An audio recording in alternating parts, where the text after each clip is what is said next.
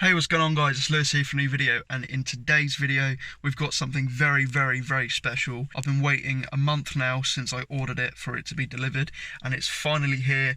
Dave went and picked it up today because I've been at work all day, so thank you very much for that, Dave, and I'm expecting you to arrive in the next 5 to 10 minutes. Until then, I'm just going to quickly show you guys what we've done in terms of painting to the center console, because I've done a couple of bits on the last video and I've been painting it in between these two videos, so I'm going to show you guys now how it all came out. So guys, as you can see, I've now fully painted my gear shifter surround, whatever you want to call it. I don't actually know what this thing is called, but as you can see, the orange and the blue, perfect. I'm really happy with it, and thank you very much, Jeff, for just using your paint expertise to get this done. Dave has now arrived. Hello, Dave.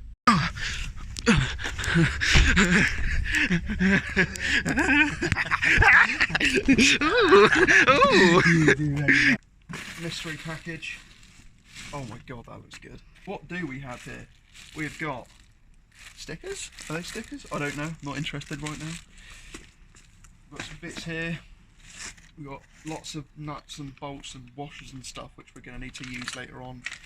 Some cables for whatever reason. What are these cables for, you might ask? Well, we'll get to that in one moment. Oh yeah, that is glorious. This is exactly what we have. This is the CAE Ultra Shifter for the Mark 7 Fiesta. As far as I'm aware, this is the only one in the UK for the Fiesta. Don't quote me on that, but I think it is. I've never seen one in any other Fiesta. But it is a wicked looking piece of kit, and I'm mega excited to get this fitted now, Dave. Alright guys, so yeah, as you can see, shifter is here. Oh, the wait is over. It's been a month ever since Ford Fair, and I am so excited. So what we need to do first is pull out this whole center console bit, so all of this stuff that I've just painted needs to come out, as well as the gear selector cables, blah blah blah, and the shifter. All of that stuff needs to come out. So what we're going to do first is take some of these bits out, and I'll be back with you guys once we've got the majority of all of this out. Before we do that, I just want to give you guys an idea of like the throw on this. So that's the throw there, and the sort of sounds that it makes.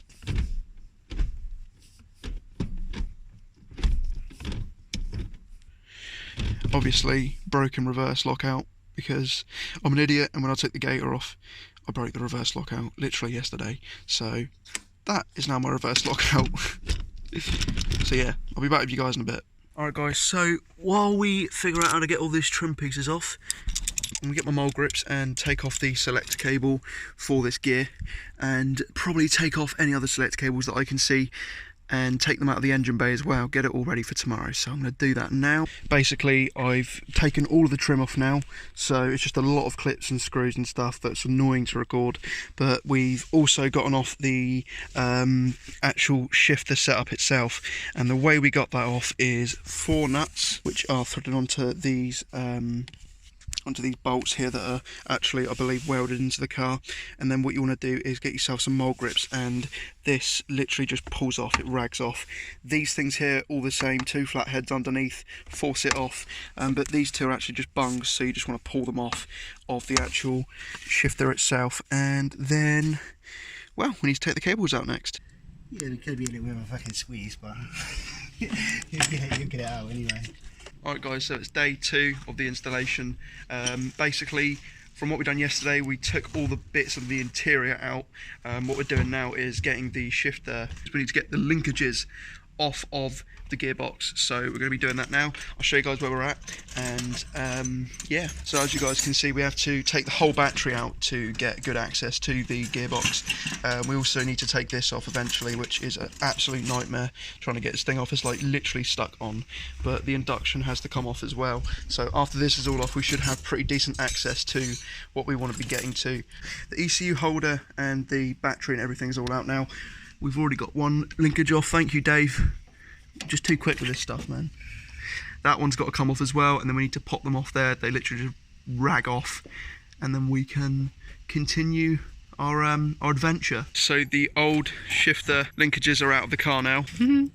We had to cut them in half because they were being a pain in the arse. Away with them. So time to fit the new ones now. Alright guys, so we're back indoors now. It's day 2 over. We've got the linkages out of the car completely.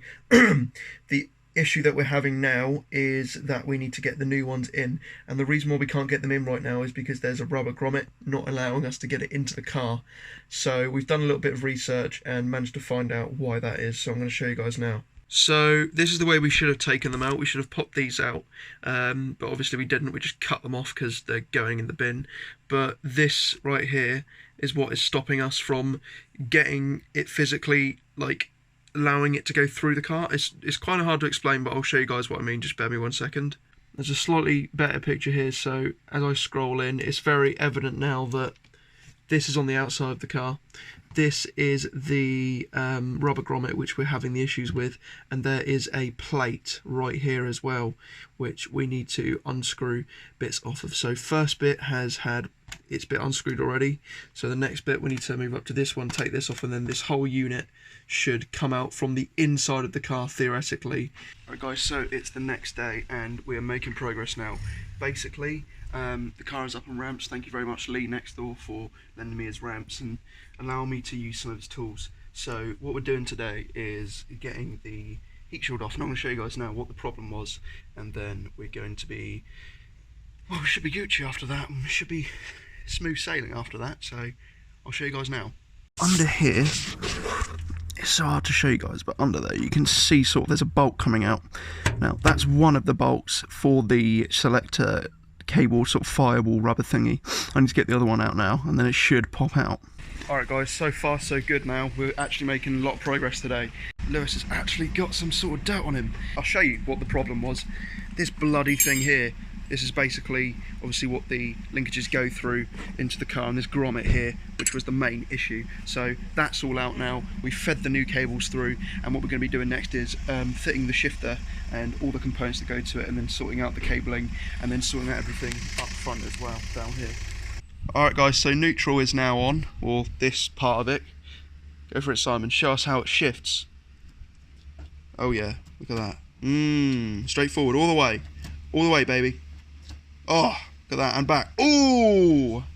Yeah, she's kind of got some shift there now, so next up we need to fit the other cable fully, and then after all of that we'll move around to this area and start doing the conversion over here as well. Alright guys, so next thing we need to do is take the clutch cable bracket off and replace it with the new shifter cable bracket. So guys, after just, don't even ask, what we had to do was take the original bit off that was on here, and I did buy those tool things.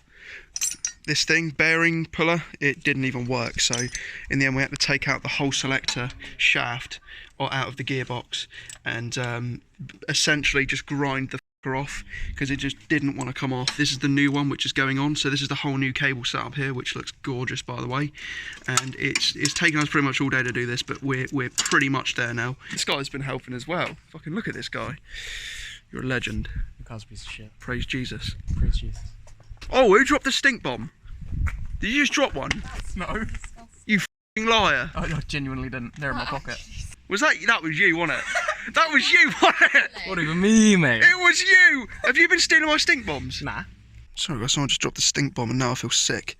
But as you guys can see, these are the two cables and it's all set up now. So once we get all those on, we're pretty much done. Then all we have to do is adjust the gears so it all goes into gear properly, and shaboom, we're pretty much there. Shifter is all installed now. Dave's just currently doing a little bit of adjustment, but all in all, it's working and it's functional. So first, second, third, fourth, fifth, sixth, and then reverse. It's very, very notchy, and the cables will break in as far as I'm aware. Alright guys, so it's now Sunday. We thought that we'd had it done yesterday, but apparently not. This is where the long part comes in, so we need to do all of the adjustments to make sure that all of the gears go in properly. It's a massive nightmare, but we are going to get there. So, alright guys, so a bit of a different angle now, but shifter's fully in, all sorted. This is going to be the end of the video because it's going to be a very long video, but it's going into all of the gears properly. The only issue is reverse gear, so I'm going to probably have to take it to Regal and get them to fine tune it for me, but I can drive the car, I just can't reverse, so I can't get myself into any silly situations, which is not going to happen, don't worry. But this is just like, you know, just showing you guys how it functions. So essentially, when I'm driving here, what I'm going to do is go onto a dual carriageway or a main road, and I'm going to show you guys exactly how this thing works. So as you guys can see, very clunky, goes into the gears beautifully at the moment. The only issue is the reverse, which we will sort out. So third gear into fourth,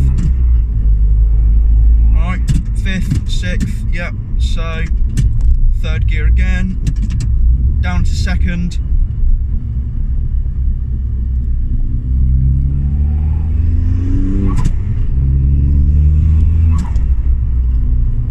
so like I say, it does need adjustment, but we are pretty much there.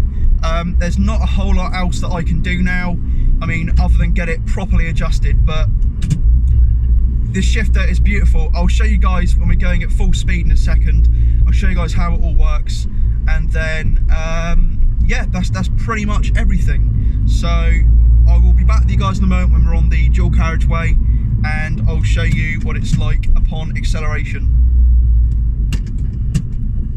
So we're about to go onto the motorway now. I'm going to show you how it goes through all the gears, starting off with first gear and then going through all the way up to sixth.